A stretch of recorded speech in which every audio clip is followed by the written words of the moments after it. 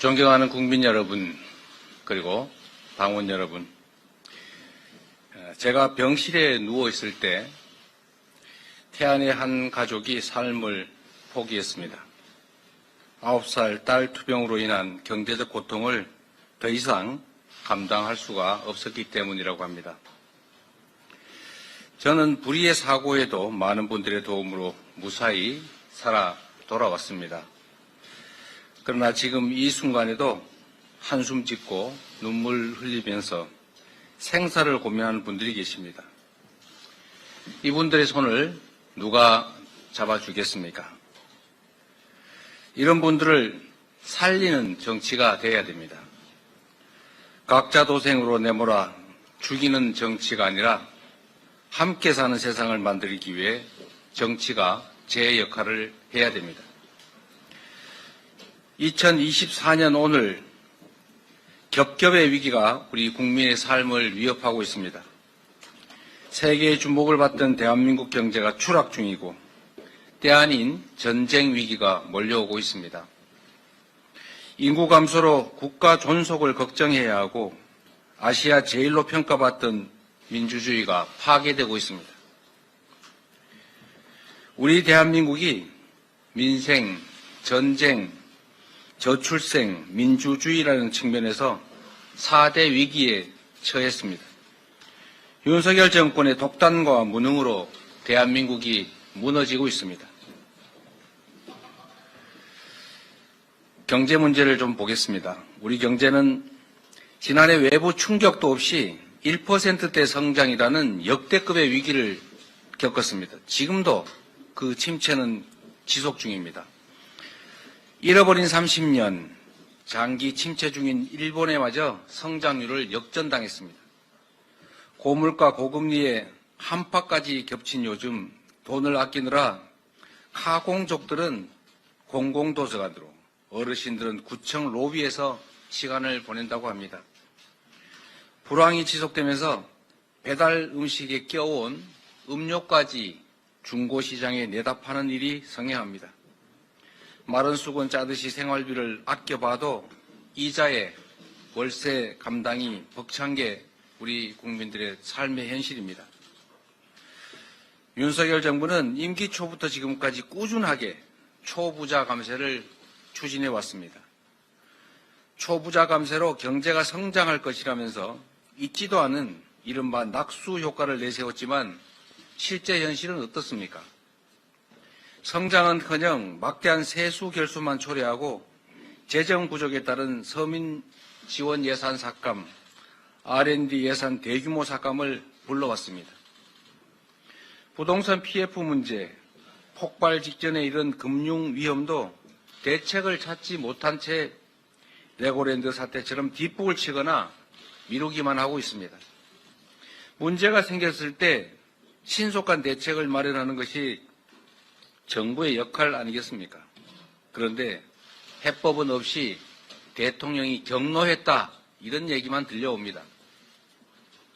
물가가 오르니까 기업의 팔을 비틀고 이자가 부담되니까 은행의 팔을 잡아당깁니다. 금감원장도 대출금리부터 취약자주 대책까지도 건건히 금융사 사장단 불러 모으는 게 일입니다. 제대로 하는 일이 없으니 제대로 되는 일이 있겠습니까? 민생은 고사 직전이고 경제는 심각한 침체입니다. 먹고 사는 문제를 등한시한 윤석열 정권 2년의 적나라한 성적표입니다. 이러다 정말 전쟁 나는 거 아닌가? 이런 국민들의 불안과 공포가 광범위하게 퍼져가고 있습니다. 갈루치 전 북핵 특사의 동북아 핵전쟁 발생 가능성 발언에 이어서 북한이 몇 달 안에 한국에 치명적 공격을 할 가능성이 있다는 미 정부 관계자의 전망까지 나왔습니다. 한반도 상황이 한국 전쟁 이래 최대 위기라는 그런 진단의 체감이 계속 높아집니다. 남북 관계가 쉬웠던 적은 한 번도 없었습니다만 국민이 전쟁을 걱정하는 이 상황은 분명 정상이 아닙니다. 윤석열 대통령이 취임 시에 밝힌 담대한 구상은 결국 온 국민의 머리 위에 놓인 거대한 시한폭탄으로 변해가고 있습니다. 북한은 민족 동질성마저 부정하며 대한민국을 불변의 주적이라 규정했습니다. 무력 도발을 이어가며 전쟁 가능성을 과시하기 바쁩니다. 결코 용납할 수 없는 일입니다. 남북한 간 서로 물러서지 않는 강대강 치킨 게임 속에서 완충구역은 하나도 남지 않았습니다. 이러한 군사적 긴장과 위협은 남과 북 모두에게 조금도 도움이 되지 않습니다. 연평도, 철원, 파주 주민들은 9.19 남북 군사합의를 복원하고 남북 대화를 시작해달라고 기자회견까지 하며 호소합니다. 연평도에는 13년 만에 대피령이 내려졌고 주민들은 생존 위협에 시달리고 있습니다. 휴전선 부근 주민들은 민간단체의 대북전단 살포, 군의 무인 정찰기 가동 때문에 무력 충돌이 벌어지지 않을까 전전긍긍합니다. 한밤에 서울 동작대교에 12대의 장갑차와 무장병력이 등장해서 놀란 시민들이 신고하고 많은 분들이 가슴을 쓸어내렸습니다. 수백만이 죽고 전 국토가 초토화됐던 6.25 전쟁도 어느 날 갑자기 우연히 일어난 것이 아닙니다. 38선에서 크고 작은 군사 충돌이 누적된 결과였음을 결코 잊지 말아야 합니다. 평화를 구축하고 군사적 긴장을 완화하기 위한 노력을 절대 게을리해서는 안 됩니다. 전쟁 위험은 1000만분의 1이라도 결코 높여서는 안 됩니다. 만에 하나 북풍 사건, 총풍 사건처럼 정략적 이익을 위해서 국민 생명을 담보로 전쟁 게임을 시도하는 것이라면 당장 중단해야 합니다. 역사가 용서하지 않을 것입니다.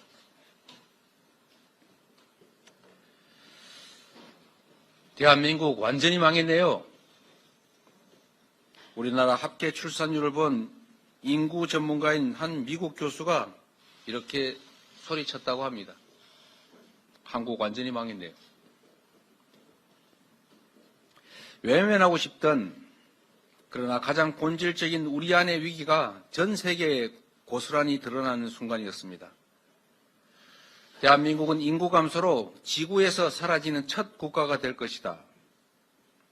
우리 사회의 인구 위기에 관한 암울한 예측입니다. 특단의 대책이 필요합니다. 2006년 이후 약 380조 원의 예산이 투입됐지만 대증요법만 남발된 결과가 됐습니다. 그러다 보니 그렇게 많은 예산을 쏟아붓고도 나아진 게 없다라는 비판만 넘쳐납니다. 지금 국가는 무엇을 하고 있습니까? 윤석열 정권은 노동시간 연장을 시도하고 노동자의 비극적 죽음을 부르는 위험한 노동 환경을 눈 감고 있습니다. 자산 소득의 양극화 그리고 경제 악화로 희망은 절망으로 변하고 있습니다. 희망이 사라지고 무한 경쟁만 남은 정글 사회에서 출생에 따른 부담이 오롯이 개인에게 지워져서 부모의 삶을 짓누르는 이런 사회에서 아이 낳을 염두가 나겠습니까? 아이를 낳으면 일자리가 위협받는데 부모의 조건에 따라 아이 미래가 다른데 아이 가질 생각을 쉽게 할 수 있겠습니까? 저출생은 우리 모두의 생존 문제이고 대한민국 국가 공동체의 존속이 달린 문제입니다. 절박한 심정으로 지금까지와는 완전히 근본적으로 다른 접근이 필요합니다. 대한민국의 주인은 국민인데 윤석열 정부는 국민을 거부합니다. 국회가 국민의 의지를 반영해서 통과시킨 법들은 압도적 국민의 의지와는 달리 대통령의 거부권에 저지됐습니다. 엄동설안에 오체투지하며 진상규명을 호소하는 이태원 유가족들의 간절한 바람은 끝내 외면당했습니다. 국민의 생명을 지켜주지도 못한 국가가 이제 국민 주권마저 부정한 것입니다.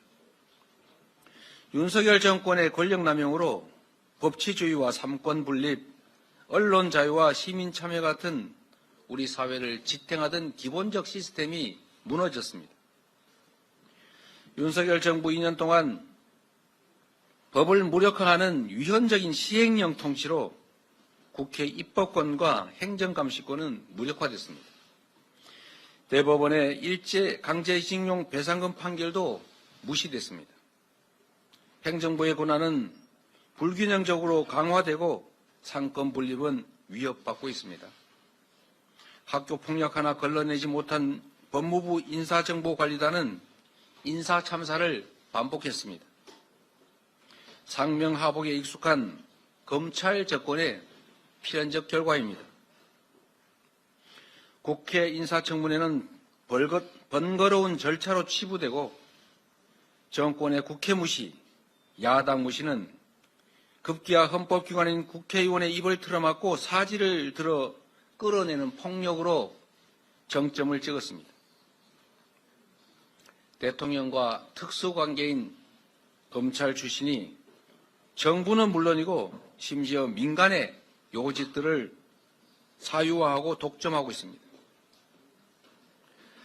국민소통을 강화하겠다며 대통령실을 용산으로 옮겼지만 불통만 강화됐습니다. 그 대신에 고소고발, 압수수색이 난무하면서 언론의 검열은 강화되고 있습니다. 방송 장악을 위한 방통위, 방심위의 파행적 운영은 현재 진행형입니다. 국민 통합에 앞장서야 할 대통령이 국민을 편가르고 시대착오적인 이념 전쟁을 벌인 결과 우리 사회는 더 극심하게 양극단으로 치닫게 됐습니다. 윤석열 정부에 반대하는 모든 세력은 이권 카르텔로 매도되고 공산 전체주의를 맹종하는 반국가 세력이라고 낙인이 찍혔습니다. 홍범도 장군 흉상을 철거해서 독립운동가들을 폄훼했던 정부가 장병들 교제의 독도를 분쟁지역이라 기술하는 황당한 어이없는 일도 벌어졌습니다. 상상조차 할 수 없었던 정치인의 암살 테러가 가장 안전하다는 대한민국의 백주대낮에 벌어졌습니다. 정치와 민주주의의 기본인 대화와 타협, 공존과 존중은 실종됐습니다. 상생의 정치는 사라지고 상대를 제거하고 죽여버리겠다는 적대와 전쟁만 남았습니다.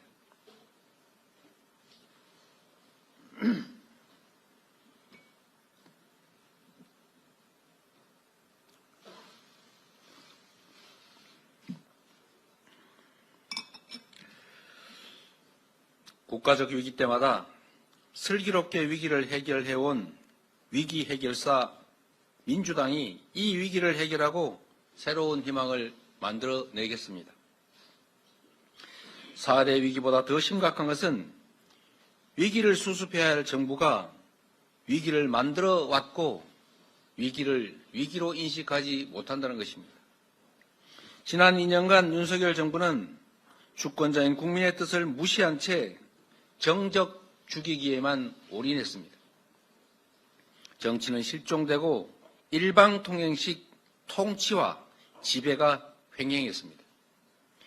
민주국가, 민주정당에서 결코 있을 수 없는 일입니다. 권력투쟁에만 몰두하는 정부 여당은 민생 경제 위기를, 평화 위기를, 인구 위기를, 민주주의를 악화시켰습니다. 지금의 국정기조가 유지된다면 교육, 복지, 지역 R&D 예산은 계속 줄어들 것입니다. 기후위기 대책, 에너지 정책도 퇴행할 것입니다. 노동시간은 늘어나고 워라밸은 더 요원해질 것입니다. 지역균형 발전은 미뤄지고 어려운 사람들은 더 어려워질 것입니다.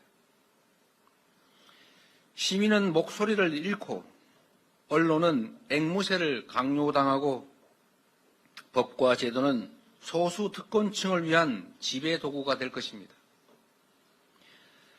과거사 오염수 유출에 완벽한 면죄부를 받은 일본은 이제 보통국가, 군사 대국이 돼서 당당하게 일본 땅 독도를 내놓으라고 우리를 겁박할 수도 있습니다. 국민 여러분, 위기 속에서 치러지는 이번 총선은 그 어느 때보다 중요합니다. 경제를 죽이고 평화를 죽이고 민주주의와 사람을 죽이는 이 죽임의 정치를 끝내고 사람과 경제, 평화와 민주주의, 희망과 미래를 살리는 살림의 정치를 복원해야 합니다. 살림의 정치로 국민의 힘을 모아 국가 위기를 극복하고 도약의 새 길을 열어야 합니다. 민주당에는 위기 극복 DNA가 있습니다. IMF 금융위기, 박근혜 탄핵 공백을 극복하고 코로나 위기를 모범적으로 이겨낸 더불어민주당이 무너지는 대한민국을 바로 세우겠습니다. 새롭게 시작하겠습니다. 이번 총선에서 반드시 승리해 윤석열 정부가 불러온 이 국정 위기를 극복해 나갈 것입니다. 모든 문제의 핵심은 경제, 바로 국민의 먹고 사는 문제입니다. 경제위기 해법 없이는 백약이 무효입니다. 추세적인 저성장을 막고 지속적 성장을 가능하게 하는 생존 전략을 마련해야 합니다. 현재도 진행 중인 끝모를 경제 추락을 막고 위기를 기회로 바꿀 비전과 전략이 반드시 필요합니다. 우리는 생존을 보호받는 복지국가를 넘어서 누구에게나 기본적인 삶이 보장되는 기본사회로 나아가야 합니다. 희망이 있는 미래를 위한 전략의 핵심은 바로 에너지와 과학기술입니다. 작년 세계 재생에너지 용량은 전년보다 50% 늘어났습니다. 세계 주요국들은 재생에너지 목표를 계속 상향하며 국가 주도로 재생에너지 생성 기반 확대에 사활을 걸고 있는데 우리 정부는 재생에너지 목표마저 축소하고 있습니다. 지난해 아리백에 동참한 글로벌 기업이 400곳을 넘고 국내 주요 기업들의 매출 대부분은 이 글로벌 기업들과의 거래로 발생했습니다. 기업들은 정부의 위세에 눌려서 말은 못하지만 앞으로 현실화될 국내 재생에너지 부족 사태를 걱정하면서 생산 기반을 재생에너지가 풍부한 국가로 옮길 궁리에 빠져 있습니다. 곧 다가올 재생에너지 중심의 미래 경제 환경을 피할 수 없다면 신속하게 정책 방향을 바꾸고 속도를 올려 추격자에서 선도자로 변신해야 합니다. 아리백 코리아, 재생에너지 코리아로 가야 합니다. 풍부한 바람과 햇볕을 이용한 재생에너지 기반 구축으로 국내 아리백 기업의 수출 지원을 하면 물론 그에 더해서 글로벌 아리백 기업들이 한국을 찾게 만들어야 합니다. 첨단 미래 산업과 기초과학에 집중 투자해서 AI 혁신 산업 중심의 선도 국가로 거듭나야 합니다. 중소, 중견 기업의 기술 경쟁력을 강화하고 신사업 진출 같은 성장 동력 발굴을 위한 지원도 필수입니다. 지금은 어느 때보다 R&D 투자를 늘려야 합니다. 정부 여당의 R&D 예산 삭감은 일보 후퇴 정도가 아니라 기술에 의존하는 기업들의 존폐를 위협하고 기술 경쟁력이 싹을 짓밟는 참으로 무모한 황당한 일입니다. 지금이라도 즉시 교정해야 합니다. 최근 스타트업들의 상황이 매우 어렵습니다. 이럴 때일수록 장기적 전망에 의한 투자가 중요합니다. 22년 기준으로 볼 때 벤처 스타트업의 전체 일자리 수가 81만 개입니다. 삼성, 현대차, SK, LG 등 이 4대 그룹의 전체 고용자가 75만 명인데 이보다 더 많다는 말입니다. 벤처 스타트업이 이미 우리 경제를 이끄는 주요 원동력이 된 만큼 벤처 투자 모태펀드를 확대하고 금융기관의 벤처 투자 방식을 다양화해야 합니다. 스타트업들이 어려운 시기를 잘 넘길 수 있도록 튼튼한 방패막이가 돼줘야 합니다.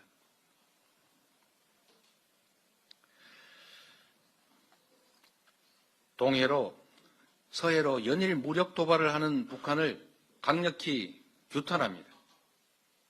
김정은 위원장은 민족의 통일 소망을 헌신작처럼 내버리고 있습니다. 냉전 시대보다 못한 퇴행으로 북한 주민들을 사지로 몰고 있습니다. 김정은 위원장은 모두에게 유해한 일체 적대 행위를 즉각 중단해야 합니다. 핵 위협과 무력 도발을 통해 얻을 것은 아무것도 없습니다. 국제적 고립과 주민 궁핍이라는 비참한 결과만 초래할 것입니다. 김정은 정권이 핵전쟁으로 남한을 위협하는 것은 평화 통일을 바라는 온결의 염원을 저버리는 일이자 민족 공멸의 길로 들어가는 것입니다. 북한은 하루빨리 대화의 길로 나와야 합니다. 한반도 운명의 당사자는 우리 자신입니다. 현재의 강대강 무력 대치가 상승작용을 일으켜 무력 충돌로 이어지는 것을 막는 것이 급선무입니다. 우리 정부는 우발 충돌이 전면전으로 확대되지 않도록 최선을 다해야 합니다. 윤석열 정부는 전쟁 방지, 평화의 핫라인부터 즉각 복원하십시오. 핫라인은 적대국 간에도 심지어 전쟁 중에도 존재합니다. 무고한 국민과 청년들이 피할 수 있는 불필요한 무력 충돌로 희생양이 되는 일은 결코 없어야 합니다. 한미동맹을 강화하고 서방과의 협력을 확대하면서도 여당의 노태우 정권이 열어왔고 민주당 정권이 확장한 북방 외교를 포기하면 안 됩니다.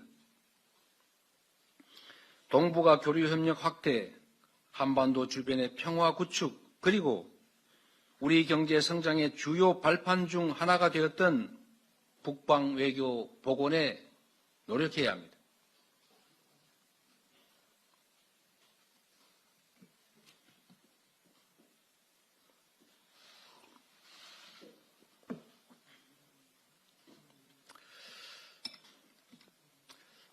옛말에 이런 게 있었습니다. 집 앞 그릇은 다 가지고 태어난다. 이 세상에 오는 모든 존재는 안정적으로 기본적인 삶을 영위할 수 있어야 된다는 의미일 수도 있습니다. 대한민국의 새로운 구성원이 될 생명을 우리 모두 함께 환영하고 누구나 새 생명으로 인한 희망과 기쁨을 누릴 수 있게 해야 합니다. 출생과 함께 기본적인 삶의 조건이 갖추어져서 삶과 미래가 불안하지 않아야 합니다. 국가 존속과 우리 공동체 유지에 필요한 출생아의 기본적 양육, 교육 부담은 이제 우리 공동체가 책임져야 합니다. 우리 사회의 경제적, 사회적 역량이 이 정도에는 이르렀습니다. 부모의 재산과 소득이 출생아 자신의 것은 아닙니다. 부모에 따라 출생아에 대한 지원이 달라질 이유가 없습니다. 저출생으로 인한 국가 소멸과 우리 공동체의 파멸을 막기 위해서 이제 더 이상 출생 양육의 모든 책임을 개인에게 떠맡기지 말고 출생아의 기본적인 삶은 함께 책임집시다.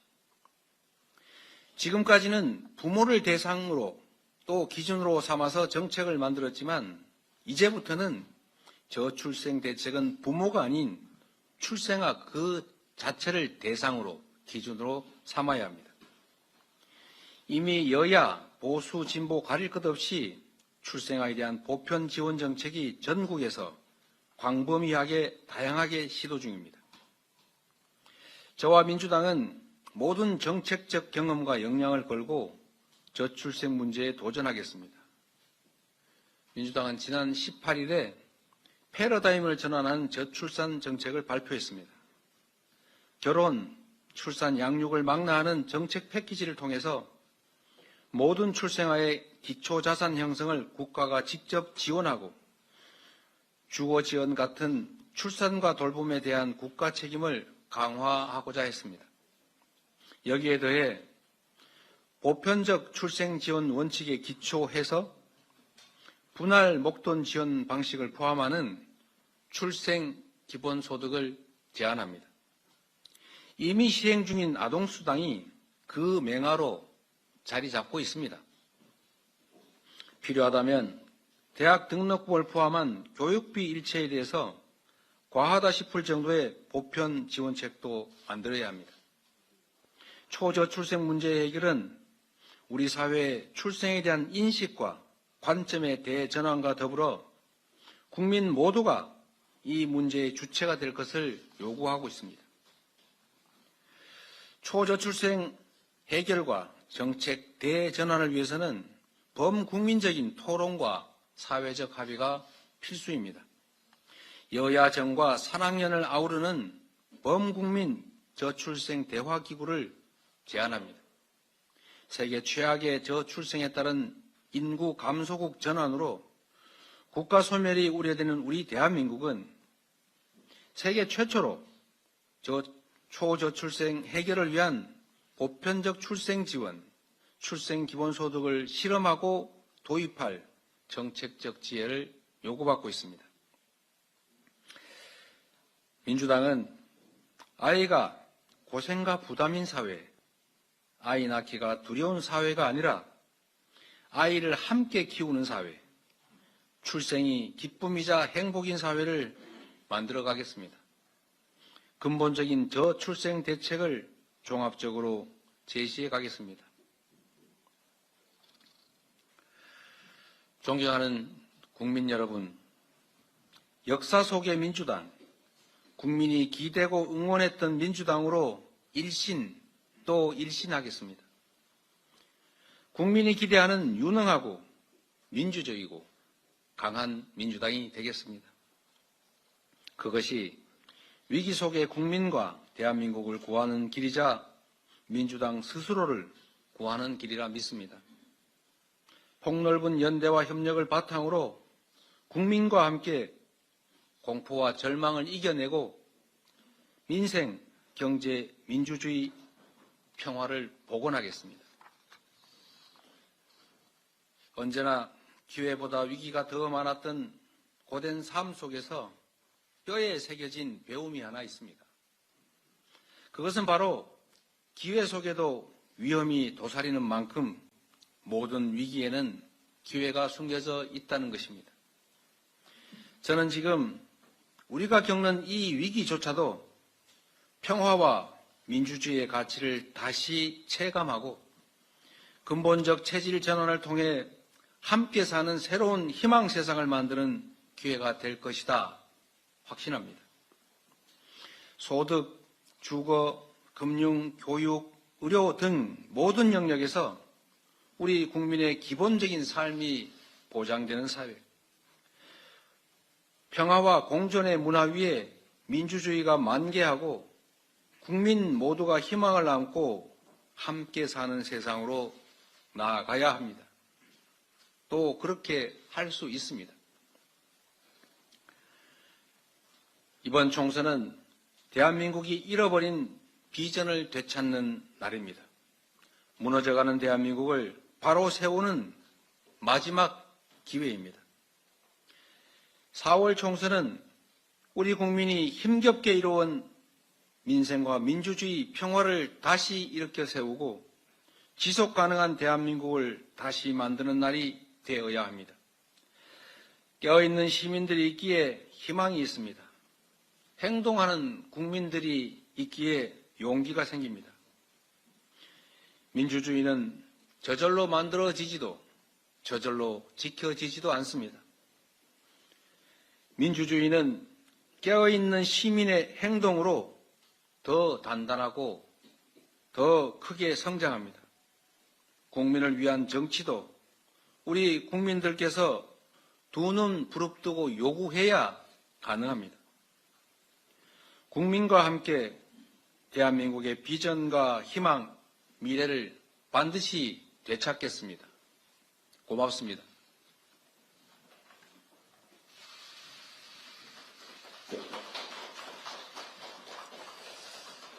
네, 이제부터 기자분들의 질문을 받도록 하겠습니다. 질문하신 언론인들께서는 소속과 이름을 밝혀주시고 가급적 중복된 내용을 피해서 질문해 주시면 감사하겠습니다. 질문이신 분들 손 들어주시기 바랍니다. 네, 정수 기자님. 네, 안녕하세요. 저 연합뉴스 정수현 기자라고 합니다. 우선 대표님께서 아까 그 출생 기본소득을 제안하시면서 필요하다면 대학 등록금 포함 교육비에 대해 과하다 싶을 정도의 지원책을 만들어야 된다고 하셨는데요. 좀 구체적으로 어떤 내용인지 여쭙고 싶고요. 그리고 민주당 공관위에서는 운동권에 대해서 일률적인 감점 없다고 한 것과 달리 한동훈 비대위원장이 운동권 청산이 시대정신이라고 하면서 8.16 심판론 내걸고 자객공천한다는 분석이 나오고 있습니다. 이에 대해서 대표님 어떻게 생각하시는지 궁금합니다.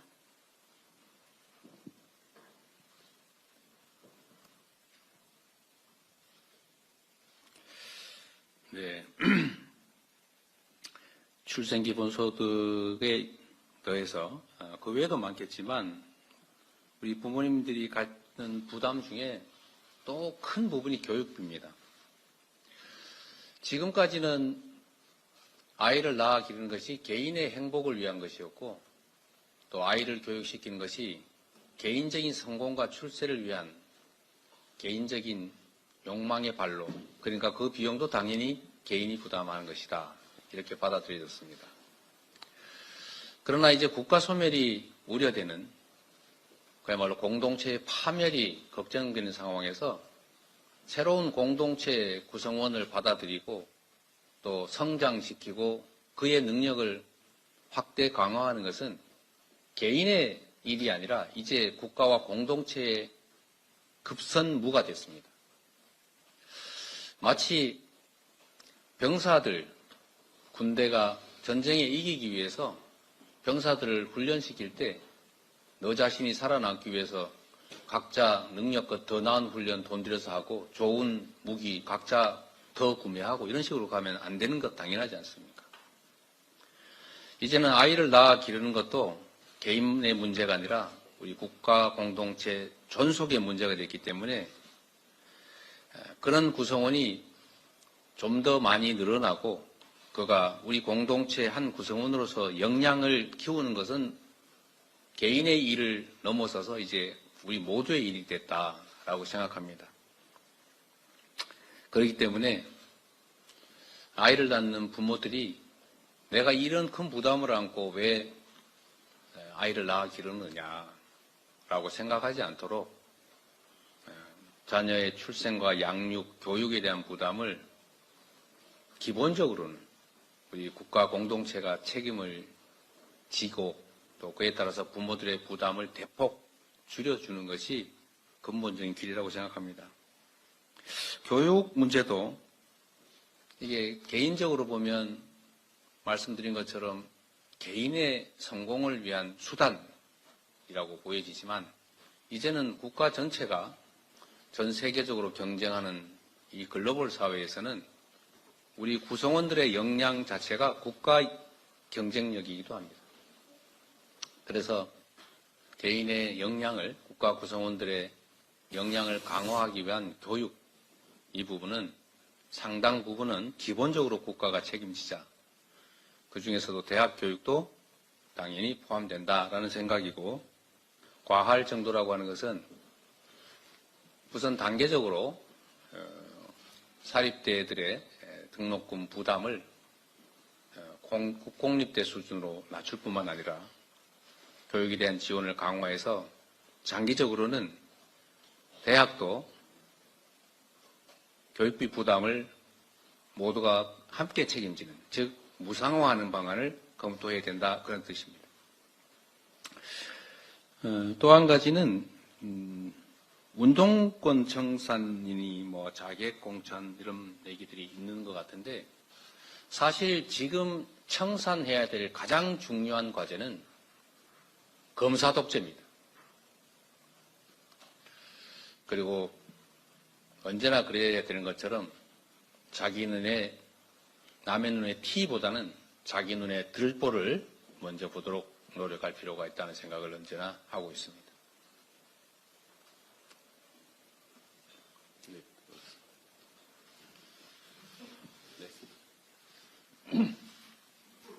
네, 전자신문 최기찬 기자입니다. 복귀하신 거를 축하드립니다. 그 대표가 되신 지도 이제 1년 반 정도가 되셨는데, 좀 1년 반 정도 지나면서 좀 가장 큰 성과가 어떤 건지 좀 말씀해 주시면 좋을 것 같고요. 그리고 사실 복귀를 하시면서 이제 극단적인 정치를 끝내겠다고 말씀을 하셨는데, 사실 공천 과정이 진행되면서 극단적인 그 부분이 좀 더 심해지고 있는 것 같습니다. 양극화된 정치를 끝내기 위한 대표님만의 어떤 보관이 있는지 좀 궁금합니다.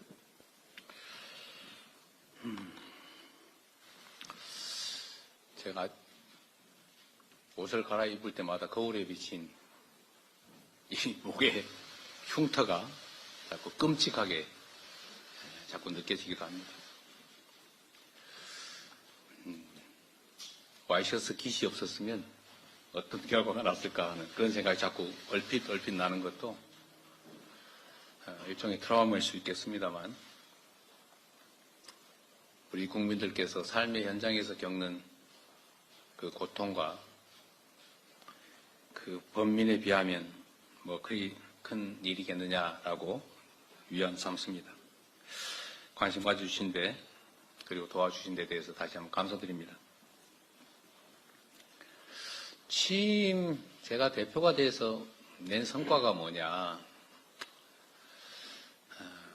그건 뭐 제 자신이 평가하기는 적절치 않은 것 같고, 결국 그게 이번 총선 결과로 드러나지 않겠는가라고 생각합니다.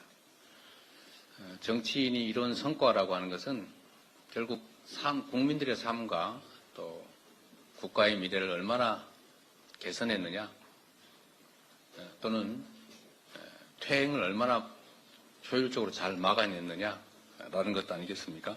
그 평가는 결국 국민의 눈높이에서 우리 국민들께서 하시는 것이고, 그것은 결국 선거로 표현될 것으로 생각합니다. 최선을 다하도록 하겠습니다. 극단적 정치,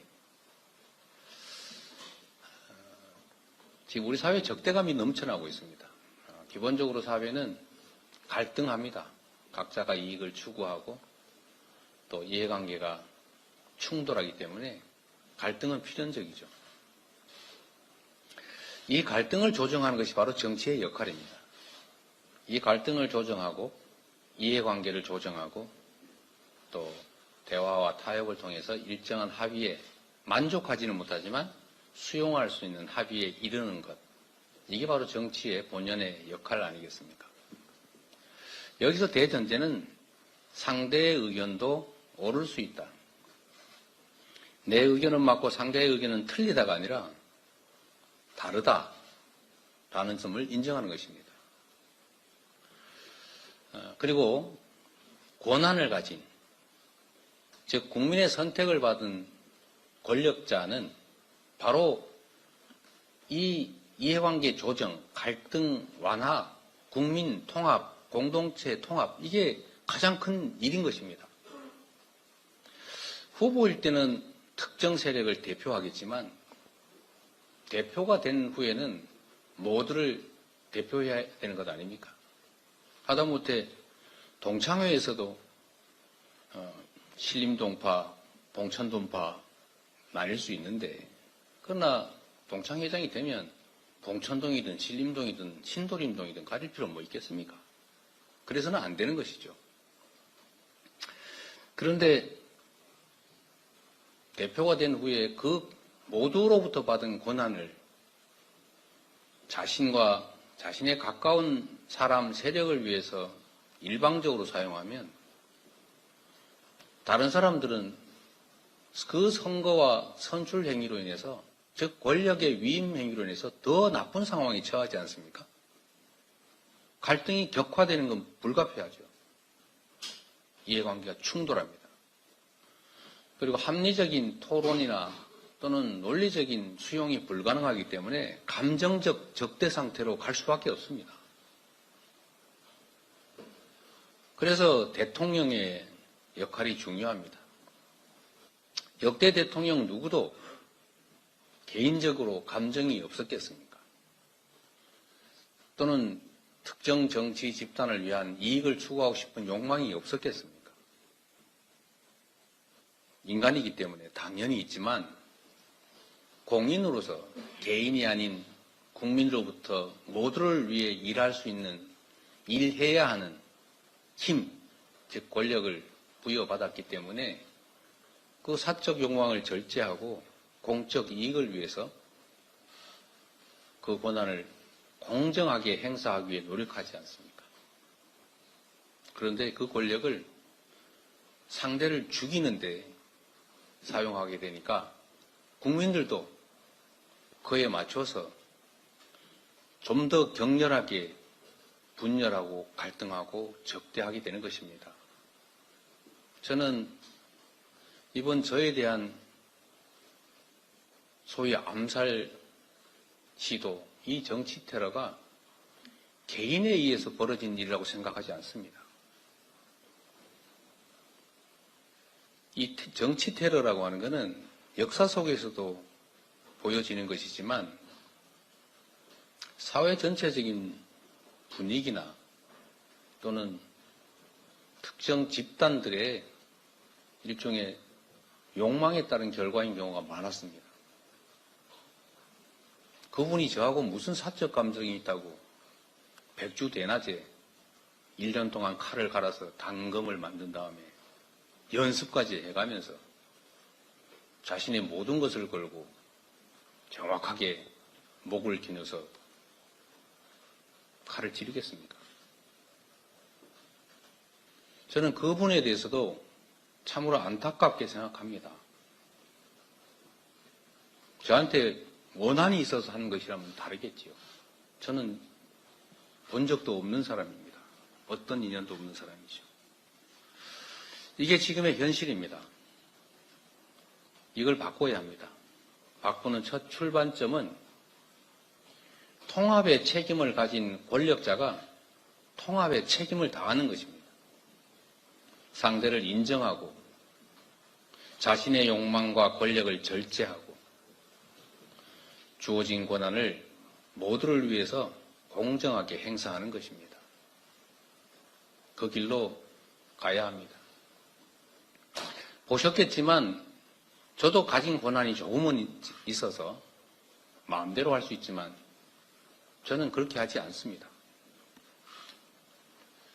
정부 여당에 대해서도 제가 인간적 비난을 하거나 하다못해 정책적 비판을 하더라도 도의와 한계를 넘은 일이 없습니다.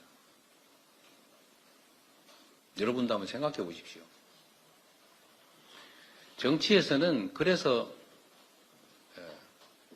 뭐라고 합니까? 유머라고 하는 게 원래 많았습니다. 이해관계를 가지고 충돌하기 때문에 속으로는 칼을 가지고 있더라도 또 타협하고 또 대화해야 하기 때문에 똑같은 얘기도 부드럽게 하는 거죠. 그런데 우리는 유머가 사라졌습니다.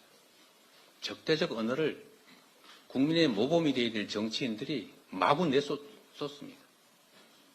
표현부터 절제하고 우리가 비록 작은 권한을 가졌지만 그 작은 권한의 행사에서도 절제하고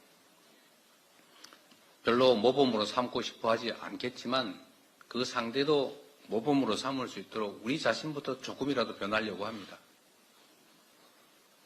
달리 방법이 없지 않습니까? 그리고 국민 여러분께도 이 자리를 빌어서 호소 말씀을 드리고 싶습니다.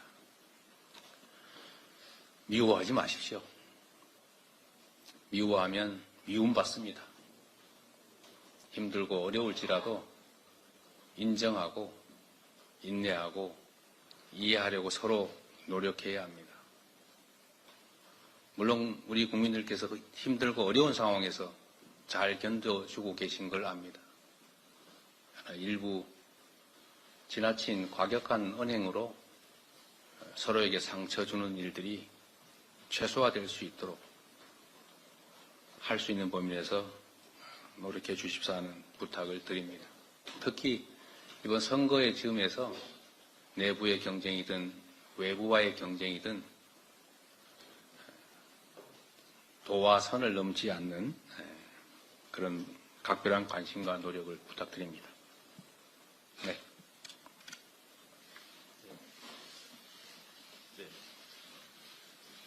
예. 앞쪽에. 네, 예. 네, 안녕하세요, 대표님. 채널A 전민영 기자입니다. 그 선거 말씀하셔서 선거제 관련해서 질문을 드리고 싶은데 지금 지도부가 팽팽하게 논의 중인 걸로 알고 있습니다. 근데 어떻게 논의되고 있는지, 언제쯤 지도부가 결정을 내릴지, 그리고 대표님은 어떤 쪽으로 기울고 있는지 입장이 궁금합니다. 네. 어쨌든 많은 분들이 관심 가지고 계신 사안이고 또 어쩌면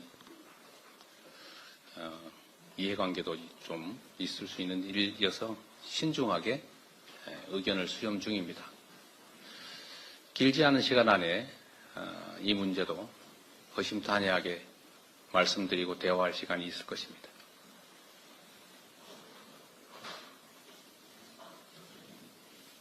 예.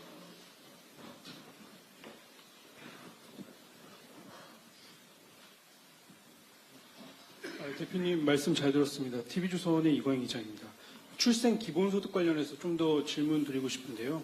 이게 출생 기본소득이 그 매달 10만 원씩 지원하는 아동수당과 그리고 이제 대선 때 공약하신 전국민 25만 원 기본소득과는 좀 어떤 차별점이 있는지, 뭐 금액적으로나 기간적으로나 늘리는 수순인지 좀 구체적으로 궁금합니다. 그리고 이런 공약을 하실 때 결과적으로는 정부 여당과 이제 합의가 필수적인데 뭐 정부나 여당과의 합의도 좀 제한하실 생각인지 궁금합니다.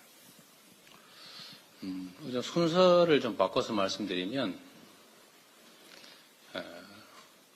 이런 국가의 미래 또 민생에 관한 정책들을 가능하면 우리 국민들의 눈높이에서 국가와 국민이라는 입장에서 판단해 주면 좋은데 이런 것들조차도 자꾸 정쟁화되는 것이 매우 안타깝기도 합니다. 이미 정부에서 시행 중이고 또 확대하고 있는 아동수당이 사실 그걸 넓히면 출생기본소득이 되겠지요. 실질적으로는. 그러나 이 관점을 바꾸자는 것입니다. 지금은 아이를 키우는 부모의 부담을 줄이자라는 부모 중심의 사고를 하고 있습니다. 그러다 보니까 이 아동수당을 90%까지만 지급할 거냐 아니면 소득 100% 전부에 지급할 것이냐 끊임없이 논쟁이 됩니다. 그래서 그 논점을 이제 탈피하자. 출생아를 중심으로 또 출생아를 기준으로 하자. 그래서 출생기본소득도 새로이 태어나는 구성원들에 대해서 시작하고 이제 확대해 나가면 재정 부담도 사실은 초기에는 매우 적을 수 있고 또 점차 늘려갈 수 있기 때문에 재정 부담도 줄일 수 있겠다. 앞으로 새로 우리 사회에 편입되는 새로운 구성원에 대해서 우리가 정말 환영하는 축복하는 의미에서 그가 출생할 경우에 자기 그릇은 자기가 들고 갖고 태어난다는 말처럼 최소 기본적인 삶은 우리 공동체가 책임진다. 그 기반 위에서 경쟁하고 또 어떤 길을 갈지를 스스로 선택할 수 있게 해주자. 이렇게 하면 출생에 따른 부담이 많이 대폭 줄어들 것이다. 그리고 지금은 아이를 많이 낳으면 더 지원한다. 이런 건데 어쩌면 역차별일 수도 있지 않습니까? 아이를 하나 낳으면 지원 별로 안 하고 둘 낳으면 지원 하고 셋 낳으면 더 많이 하고 또 사실은 출생아 기준으로 보면 참 황당한 얘기인 거죠. 그래서 그런 면에서 보면 지금 하고 있는 아동수당은 실질적 내용은 그걸 확대한다면 비슷할 수 있지만 접근하는 시각 자체를 완전히 바꿔야 되겠다는 생각이 듭니다.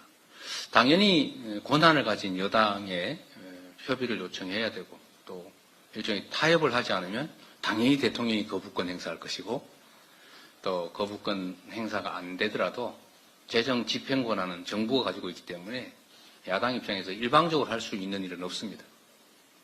그렇기 때문에 지금 현재 단계로는 제도로 좀 함께 만들어 보자. 여야 간의 대화는 당연하고 그래서 범국민적인 대화 토론 기구를 만들자. 이를 통해서 사회적 합의를 만들어내자 이 말씀을 드린 것입니다. 그것도 뭐 있었던가? 아동수당 얘기? 네, 뭐 그 정도 하시죠. 네. 예. 시간이 좀 많이 돼서 우리 공통 질문들도 좀 있을 것 같습니다. 그래서 기자단 간사를 맡고 계신 이 강수연 기자께서 좀 대표해서 공통 질문을 하시고 마치는 걸로 그렇게 하겠습니다. 질문은 이게 마지막 질문인가요? 아니면 한두 개만 더 받고 마지막 질문하는 건 어떤지 여쭙습니다. 그러세요? 네. 네, 뭐 답변하시는 거 하고 시간 봐서 하겠습니다. 네, 지금 질문을 해주시죠. 하시고 남은 시간 하시죠. 아무나 안에 시간. 네. 대표님 말씀 잘 들었습니다. 대표님 기자회견 보면 국민들이 향한 메시지가 많이 있는데 사실 총선 과정에서 민주당 내부의 통합에 대해서도 관심이 많을 거라고 생각을 합니다. 통합선대위 요구가 나오기도 하고 있고 또 관련해서 분열 양상이 보인다는 우려도 나오고 있는데 그런 통합 방안은 어떻게 생각하고 계신지 통합선대위 요구에 대해서는 어떻게 생각하시는지 여쭙고 싶습니다. 선거는 당연히 단합을 이룬 기초 위에 또 광범위한 통합과 연대를 통해서 우리 국민들께 설득하고 또 동의를 구해야 되는 것 아니겠습니까?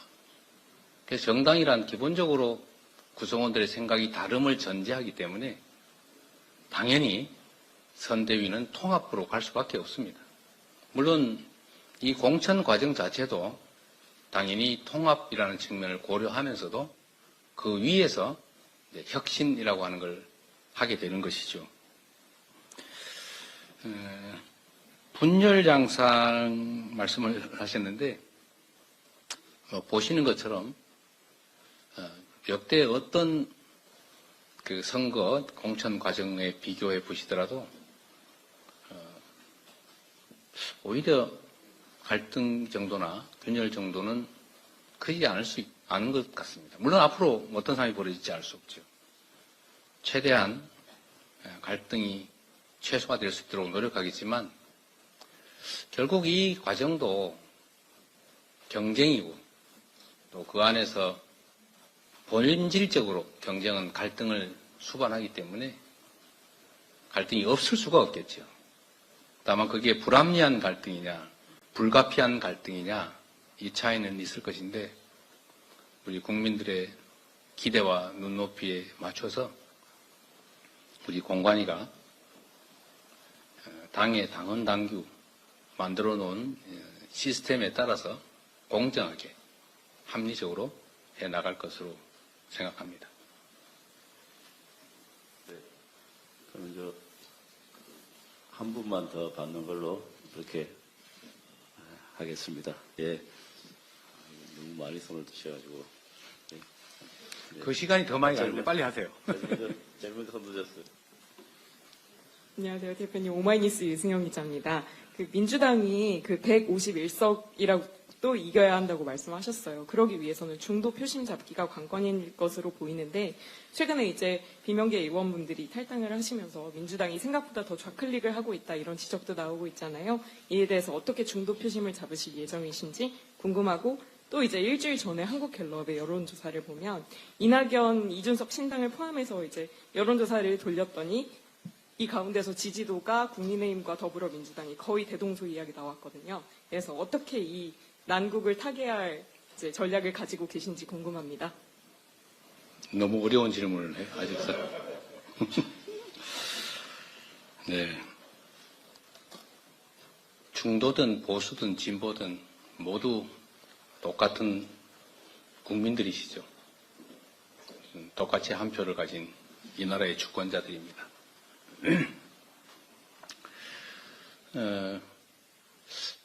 모두가 동의하는 일이란 사실 정치에서는 없는 거죠.